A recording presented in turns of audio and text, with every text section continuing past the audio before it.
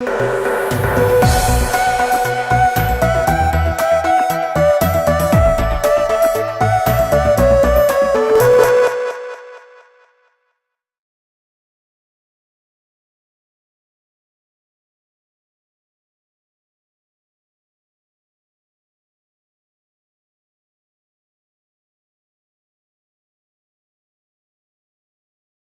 start with Lisa, and then Stephen, and then Anne. We'll start there. And we could have, should have sent. Okay, I have a couple of questions. Just 1 second. Is there a microphone that we can? Thank you. I actually have a question and a comment. The question is to Michelle. You characterize a bilateral relationship, which obviously is correct, but I just wonder about the influence of third parties in this relationship, particularly the UAE, or UAE and Saudi Arabia. Because when you think about it, it could be quite convenient for everybody involved, were the UAE and Saudi Arabia to replace some of the money that the United States is blocking right now for Egypt. And the UAE then gets more influence in Egypt, which UAE is Saudi Arabia. So they are getting a little more influence with both parties if they are replacing this money. It means that there's less pressure on the United States to pressure Egypt on human rights, and it means that the United States doesn't have to think about human rights anywhere. That would be better for the UAE and Saudi Arabia. From the point of view of the United States, Egypt's still buying weapons, which is important. So anyway, and you said that you thought there would be a challenge to military interoperability, but I don't see why that would be so. I mean, I don't know that there's a lot of alternatives. So that's my question to you. A quasi-comment, quasi-question to Peter, and in a way to Nora as well. Peter, you say that you think political Islam is getting more and more difficult to define. Now, I wonder whether that's not about Islam, but about politics. That is to say, politics is getting more and more difficult to define. In the same way that for the Palestinians, the fact that there is no prospect of a state means you don't even know what you're competing over now, internally. So the weaker the state, the less organized the politics. So the states have been these sort of magnets for politics, and if they're weakening or there's no prospect, then the organization of the political landscape just becomes very complicated and difficult to read. We'll take three and then. Sure, thank you. A question to Michelle and then a kind of an overall comment. Michelle, Yeah. you made what I thought was an extraordinarily sound argument about this kind of shift that's underway.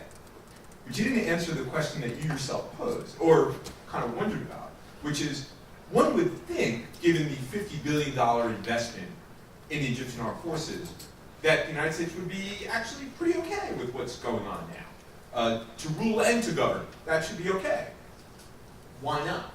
There's been all of these actions, and they've left people scratching their heads. What's behind that? What's the reason for it? Because the Egyptians obviously, like the Saudis, like the Emiratis, were very happy when President Trump was elected, because they figured all the pressure is now off, we can do whatever we want, we're back to business again. How come it hasn't been like this? Then just a comment in thinking about all of and scrolling through my notes from all these things. What's so interesting to me, including what Michelle said, my remarks, what Paul just went through, what Nora said about Jerusalem and the situation between the Palestinians and the fact that there is no two-state solution. In fact, that the United States has enabled the fact that there will never be one, is that we, in Paul, in thinking about your interregnum, the United States is actually not, at this point, even though it's done a number of things that have not been constructive, really not a driver of politics in the region, not actually an actor in the region. That this is a region that we are coming out of that American era, but it's sort of unmoored, and it's up for grabs, going back to what Jack said this morning, but I don't know, my sense is No one's going to. It's not going to be a Chinese sphere of influence. It's not going to be an American sphere of influence. It's going to be the Middle East. I'm wondering if anybody has a response to that. And one last question from there, and then we'll go to the comments. Well, Lisa asked my question. Oh, she did, okay. So let's, Precisely. can we actually turn back to the comments and then we'll, okay, sure. Lee's got control, she's got the lucky electricity.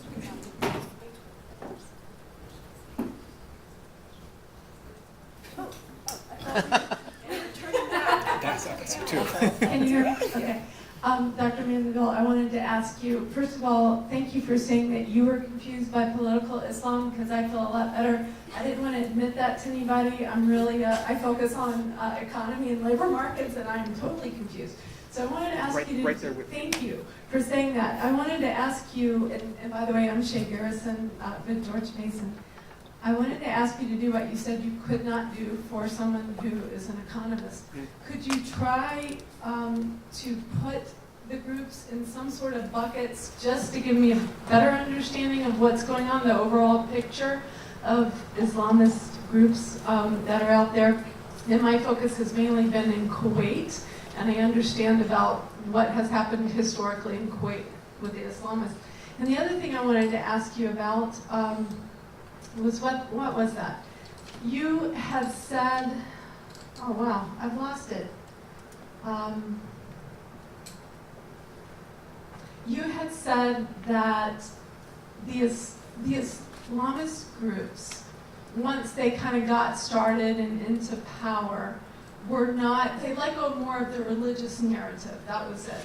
And one thing that I have heard many times in the Middle East from when I have been there is my friends who are Muslim telling me that they were not really, the Islamists, say in Kuwait, for example, were not really trying to gain power for the sake of Islam, but really for the sake of their own power. And I just was wondering what you thought about that. Thank you.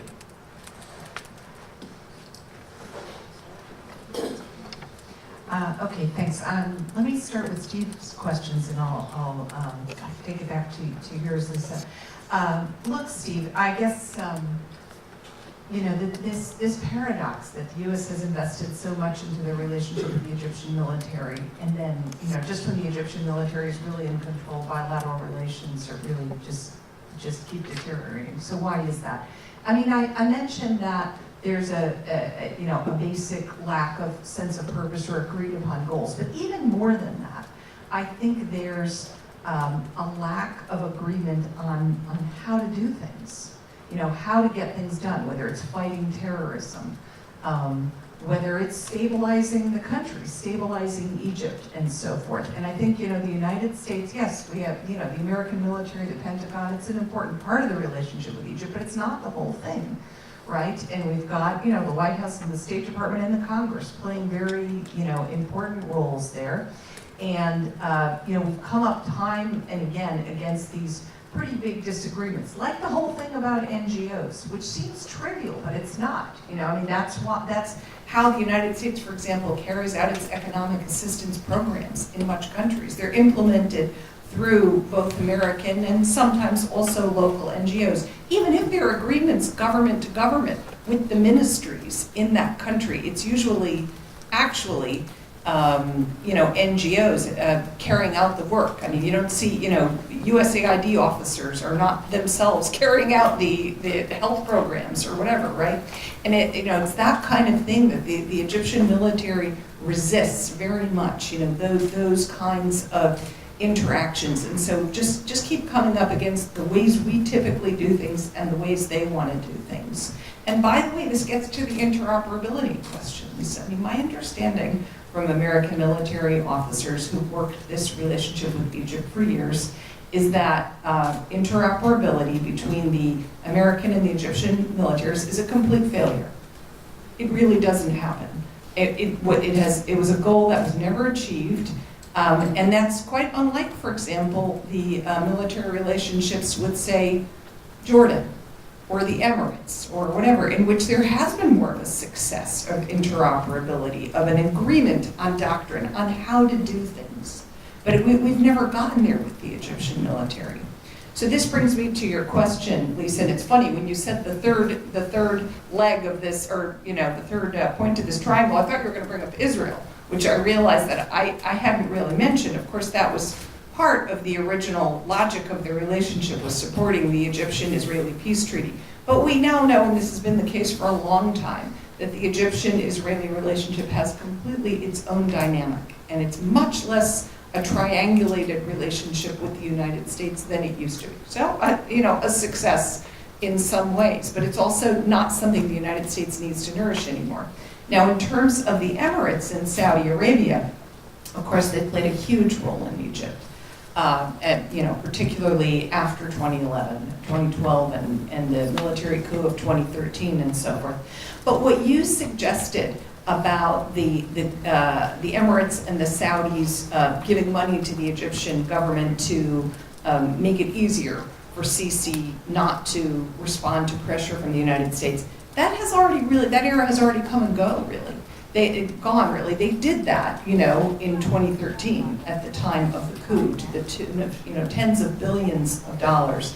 What we've seen recently is that while they continue to invest in Sisi, it's at a much lower level. And it's partly because they're very, very busy with other things like Yemen and so forth, right? They're not going to drop Sisi, but they're also not entirely happy with him. I mean, he hasn't done everything they would like him to do, and the Emiratis, for example, were very frustrated that he didn't adopt the kind of economic reform plans they had in mind, and of course, he didn't agree to send ground troops to Yemen, correctly, in my view. That's one Sisi decision of which I approve. But at any rate, so I would say, that very, very warm era in which they were willing to plow hundreds of millions and billions into this relationship is already, that honeymoon is already kind of over. The relationship goes forward, but I don't know that they're willing. The other thing is that it's difficult for them to truly replace what the United States can give in terms of military technology and so forth. They can make it easier for the Egyptian military to buy things, say from France, Germany, maybe even Russia. But it's not a replacement. And also Russia is not a replacement. As you know, the Egyptian-Russian relationship is much more of it's a political one, it's a commercial one, but it's not an assistance relationship. Russia doesn't do that kind of military assistance. Oh, can I add one? I'm sorry, I know I've talked a lot. Just one last thing. I'm amazed that we haven't talked about oil all day, by the way, and the kind of the falling value of the hydrocarbon resources from this region globally. When we look at the change in global energy picture, and I think that guides so many things, including how much, for example, the Emirates and Saudi Arabia can give to Egypt. Does anyone else want to respond? Hi. Peter? Sure. No, I mean, please go ahead, and then I'll. Steve's question on, does the U.S. matter to I do think that in the power shifts that one could be listing, certainly the rise of regional powers. I mean, Iran today, Saudi today, Turkey today is not what it was in the 40s, 50s. And when you compare that to U.S. power, they're very, very empowered. In a sense, the region is partly driving itself downhill, tearing itself apart, but much of the force and power of the region, whether it's who's up in Egypt, who's fighting in Syria, who's fighting in other places, who's investing, the region is very empowered in that sense. And the days when the U.S. could, do a coup in Tehran or in Damascus with a fistful of dollars are certainly not there anymore. However, obviously the U.S. has been, when it wanted to, a major player. Obviously, the invasion of Iraq, which was regime change, state change, completely changed the regional order into some kind of undefined disorder. The way Russia and That's Iran... something that's not likely to be repeated, though. Not likely to be repeated. I mean, The way Russia... technological capability to politically seems... Politically, yes, totally unlikely, and I agree that from a previous discussion on President Trump simply wants to leave whenever he can find a way to do it from Syria. But you see, interestingly, like a country like Russia, which was sort of written off, came in and saved the state. which was Syria. A lot of what I think about and talk about is really about how the region itself, not as a region, but as a society, as a civilization, has not settled so many issues about the state, about politics, about religion, about ethnicity, about sectarianism. And it would be like if part Protestants and Catholics, as they did in the past, were armed militias in Europe, waging war, external powers could take advantage of that. So I put a lot of my emphasis on the failure of the Arab civilization, or whatever you want to call it, to grapple with these issues. And as long as they're not grappled with, we're going to lurch from crisis to crisis, and both regional powers and external powers can always take advantage.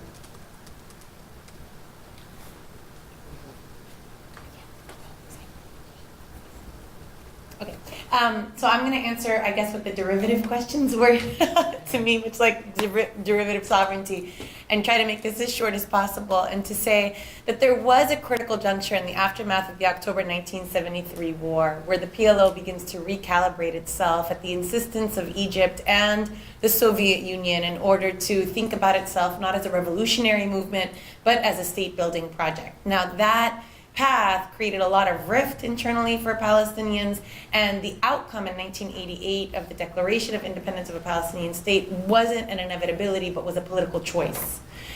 We've had 25 years, now, since 1993, of basically experimenting with that political choice and finding what the yields are. This isn't an experiment. It isn't an experiment. It's done.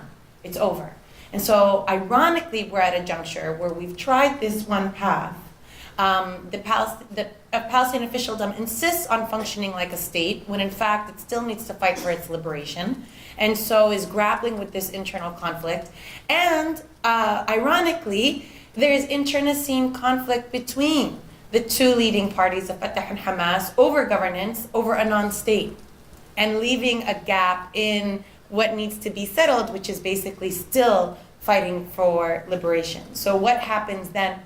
How do you define politics in what seems like a desert if there is no state to fight for? And here's where it gets really confusing, and where neither international law nor anything else is going to help. But Palestinians are going to have to create new futures, something that doesn't exist, and something that they actually did very, very well during the 1970s in alliance with the G77 and the non-aligned movement and others, to literally create new laws and systems that didn't exist in order to pave a path to that future. That's, I don't think at the end of the day at a policy conference maybe is not what people want to hear, but it's what Palestinians are actually dealing with right now. There is a convening this weekend in Chicago of Palestinians in North America who want to reconstitute a Palestinian National Council. There is also the PLO, which is handpicking their own representatives to compete with that in order to maintain their legitimacy. So there is now a contest over representation in order to be able to actually fight that next phase of that future. So, Lisa, I would agree with you, and should have said that the diffuseness in the agenda is not just confined to the Islamist space, right? It's a feature of Arab politics more broadly. That said, I actually think that is an exacerbating and amplifying factor in a trend that was already discernible within Islamist space for a couple of decades. That wasn't just the kind of, we have to be more broad-based and talk less about religion in order to get votes. So that's part of it, meaning that your sort of narrative, your religious narrative, starts to weaken and fall apart. But also the fact that Islamist space sociologically became much more complex. That through generational differences, and as people entered Islamist movements at different points and different political junctures, their understanding of what the project about was different. So that you had within the same, what I call the Ikhwanist trend more broadly, you just have so many different schools of thought within that it becomes difficult to characterize it in any clear fashion. Steve, yeah, I find it's like attractive to kind of play with this idea of the sort of dawning of the Chinese era in the Middle East. But and I'm never going to claim to be an expert on China and the Middle East, but I've spent a bit of time in Beijing recently. And when you talk to the Chinese about this, you don't get this sense of, oh yeah, we're on our way, we got this all figured out. You get this sense that there's enormous potential there, but they're also deathly frightened of this region. They've seen what the United States has had to deal with. And there's this worry that, maybe there's money, but there's also violence and instability, and do we want to get, stuck with that? So I don't think it's quite as simple as the sort of, the sort of Beijing consensus coming to the Arab world. Can I bucket and bin the different trends? I can point to a couple of specific trends, groupings that I think are relevant and important to think about. So one is what I would call the post-Ikhwanist trend, which is political movements, social and political movements whose roots lie in the Muslim Brotherhood or the legacy of that movement, but that have made a strategic shift, that have abandoned that project, while still paying some respects to their origins, and have kind of consolidated around this agenda that focuses on combating corruption and generating economic prosperity. Right, that's the justice and development brand. Right, and so from the late 90s through the 2000s, the number of political Islamist parties, not just in the Arab world, but around the world, that started to sort of relabel and brand themselves some variation on justice and development. That was a very striking trend. It's usually thought of as, oh, that's the Turkish model. The Moroccan Parti de la Justice et du Développement was the first party to actually adopt that label in 1998. So Erdogan and co. actually borrowed it from them, even though Turkey is the kind of most successful manifestation of it in politics. So there's that. Then there's the sort of entry of Salafis into politics. Now, Salafism has been a distinctly discernible socio-religious trend in the Arab world since at least the 1920s, traditionally quietist in orientation. And then, of course, the big surprise after the revolution in Egypt was the enormous, their 25% share of the parliament that they won in 2011, 2012. No one expected that. But again, when you talk to Salafi politicians, you still get this sense that there's a kind of, we don't want the sovereign ministries. We would never want to kind of be in charge of the security apparatus of the foreign ministry or the Ministry of the Interior, because that would, lead us into temptations of power, right? And so you get this interesting, on either side of the Islamists, you have secularists who criticize Islamists as being people who just want political power, who guard themselves in religion, in order to gain votes, and you get the Salafis on the other side of them accusing them of essentially the same thing. So it's interesting to me that the Salafi and secularist critique of the Islamists is very, very parallel. So those are kind of two broad trends that I'd want to point to, and the final one being we have this temptation to analyze religion in the region so much in relation to sort of sect and grouping. Sunni, Shi'i, Ismaili, this, that, Ikhwani, Salafi, Sufi, right? All the E's, and what gets left out are al-Muslimin.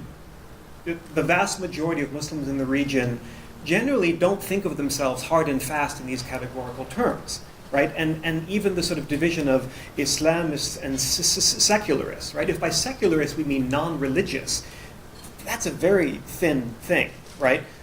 There's a lot of religion in forms of political identity that are short of anything you would call Islamist. So for me, what's interesting is getting away from the labels and the categories and looking more broadly at the ways in which people think about religion and religious identity in relation to rapidly evolving, fluid political equations. Thank you, guys. Organizers, do we have time for one more very, very quick lightning round of questions? There's only one organizer left. So it's singular. It's the royal It's up Okay, to everybody. we will take the last two. Do you still have a question? I can, but I don't. Okay. So last two questions. I would ask everyone speaking, questioner and responder, to please be very concise, succinct, brief. We have 10 minutes. Hi, just to make a quick comment, I think Paul was making a comparison between 1848 filled revolutions and frustrations of liberals and the similarities right now. And I think it's apt insofar as that there were waves of revolutions that were reversed, but I feel like the context is very different. the Middle East is a region that a lot of outside powers do weigh in and try to tilt what the outcomes of uprisings are. And we're faced with a lot of crisis in the Middle East. Like there's some warfare that it seems difficult how you would come back from, case of Iraq and Syria being one, or if Iran gets in a major confrontation with the US. And also the ecological problem, the shortage of water. And in 1848, you had Europe at the edge of industrial capitalist growth. I don't see where this growth, given the demography shift, is going to come. And even though I'm hopeful, I'm not sure where there's signs of optimism yet. I think it's apt to compare 1848 in the sense of the way it's failed, but the context seems very different to me. Just a very quick question to Michelle. My question is simple. What is that the U.S. can do to sort of change the situation or influence the situation in Egypt? Because my worry is that there is an overestimation on what the U.S. and the West in general can do. Neither in 2011 did the U.S. do anything to move the street in Egypt, nor is it now. If we have seen that over the past maybe 5-10 years, the amount of money that the U.S. has spent over 40 years, the Gulf just gave Egypt in a couple of years. And even when it comes to the military assistance and the military equipment, we've seen that Egyptians are turning to Russians. Not that they're walking away from the United States, because they're not. Most of the military equipment and gear is still pretty much American, so they cannot really walk away, nor they actually want to.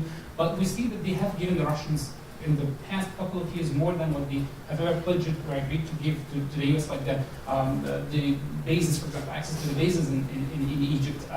And so these are the things that have been taboos that the United States couldn't get, but still they're giving more away to the Russians. So my question is, like, what is that the U.S. can do that they couldn't have done in the past?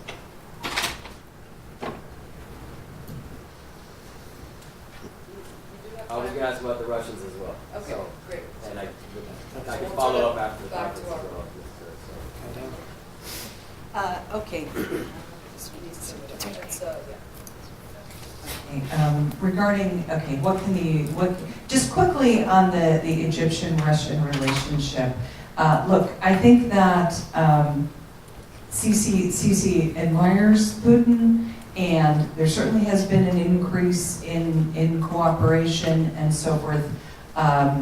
I think that Sisi was trying to diversify Egypt's defense relationships overall. I don't think it's in direct reaction to any kind of problems with the United States or whatever. But I think there are limits on that. I do not believe Sisi has granted Russia access to Egyptian air bases. That was formally requested. The Russians made that public, and as far as I know, it hasn't been granted. I mean, there was a report of some very limited Russian presence way out near the border with Libya, but that was, I think, a specific thing. So I don't think it's accurate that Egypt is now largely turning to Russia for their defense equipment. I don't think it's true that Egypt has granted Russia access that the United States doesn't have.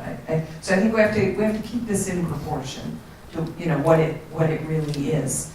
In terms of what the United States can do, so you're quite right. I mean, there's could the United States and Europe, I think, have been a lot more effective back in 2011, 2012, or whatever, in creating incentives for good transitions, disincentives for moving back. I think they could have done that, but they didn't do that. Okay, and books have already been written on why that didn't happen. But in terms of now, look, it's certainly true the United States can't call the shots in Egypt and can't shape what happens in the Egyptian public. The main decision I think that American policymakers end up facing is, to what extent can they continue to kind of be complicit in what's happening in Egypt. And it's a very hard choice. I'm not going to say that it's easy. It's not easy, there's a lot of disapproval, I think. You find it, in the administration and in the Congress and so forth about what's going on in Egypt and how Sisi is running the country. And I think there'll be even more of that if Sisi abolishes term limits and, gets himself in power permanently and that type of thing. But as I said before, So the decision is really, you know, what kind of position does the United States take publicly, and what does it say with its assistance and other forms of cooperation? But, you know, oddly enough, I mean, Sisi still courts the United States. He's courted Trump avidly. He still thinks that U.S. support is worth a lot, I think. So it's not nothing, but on the other hand, the United States can't just call the shots, and it mostly just has to decide what do we want to support and be seen publicly by Egyptian citizens and by the world as supporting and not supporting. It's not easy. When I mentioned 1848, obviously everything is different when you look at the details, but it's still kind of interesting to reflect that in Europe, in Western Europe, which we now take for granted as, you know, being democratic largely, it's not to see what they went through. That's just sort of instructional. To think that, let's say in 1862, there were only two democracies in the world, Switzerland and the US. And the US was going down the tubes in a terrible civil war that it might not have emerged from.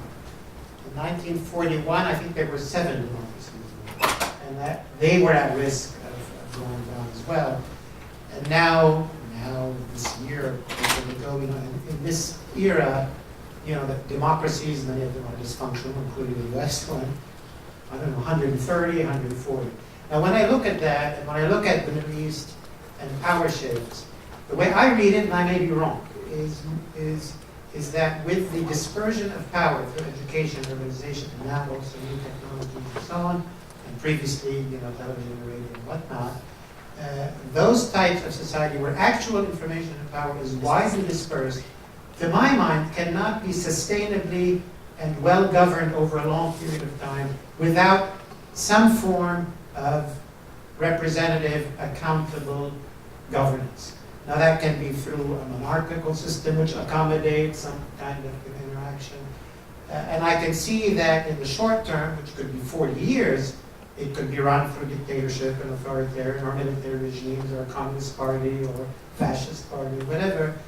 But as sort of the mechanics, like when you look at market economies, they have a certain dynamic. When you look at societies where power is now so dispersed, to my mind, the only stable, sustainable form of government in the long run, decades long, is representative accountable of some kind. And that's when, you know, when you look at world history, and you say that 200 years ago there were 0 democracies, and they're now maybe the majority or some kind of accountable electorate with a lot of faults, that's not because people read Thomas Jefferson or they became democratic.